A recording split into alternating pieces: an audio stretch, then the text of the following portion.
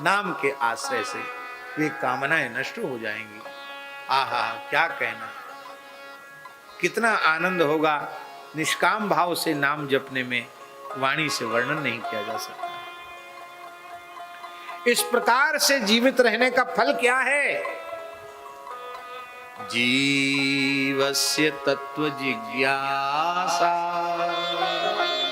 नाथो यश्चेह कर्मभिः। जीवित रहने का फल है तत्व की जिज्ञासा।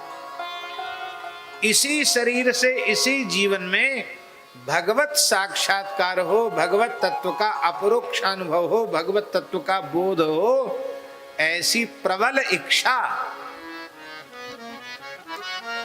यही मनुष्य जन्म का फल है।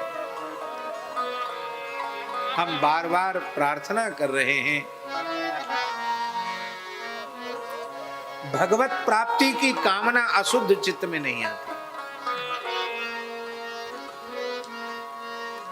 और चित्त शुद्ध करने के लिए बहुत सावधानी रखनी पड़ेगी। सबसे पहले ईमानदारी से यदि भगवान को पाना चाहते हो तो चित्त शुद्ध रखने के लिए सबसे पहली आवश्यकता है आहार शुद्धि की। आहार शुद्धि से हमारे अंतःकरण की शुद्धि का बड़ा घनिष्ठ संबंध है। यही देख लो, नशा पी लेने वाला आदमी बहू बेटी के भेद को खत्म कर देता, उसकी ऐसी बुद्धि क्यों हुई?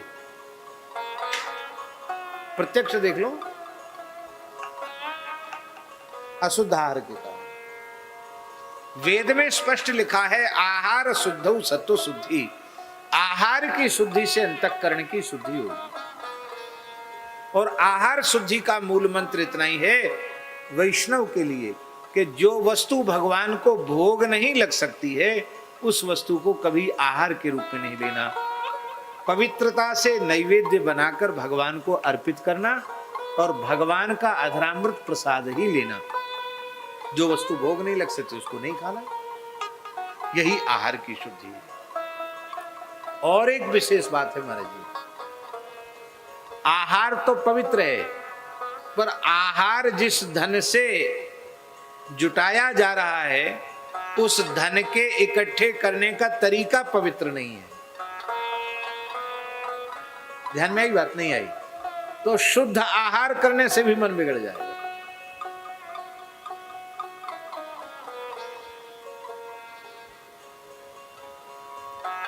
आप भले ही भारतीय देसी गैया का दूध पी के ही रह रहे हो, पर दूध पीने वाली व्यवस्था का जो धन ऐसा आ रहा है, जो उटपटांग काम करके आ रहा है, तो उस दूध को, उस सात्विक आहार को लेके भी बुद्धि खराब होगी।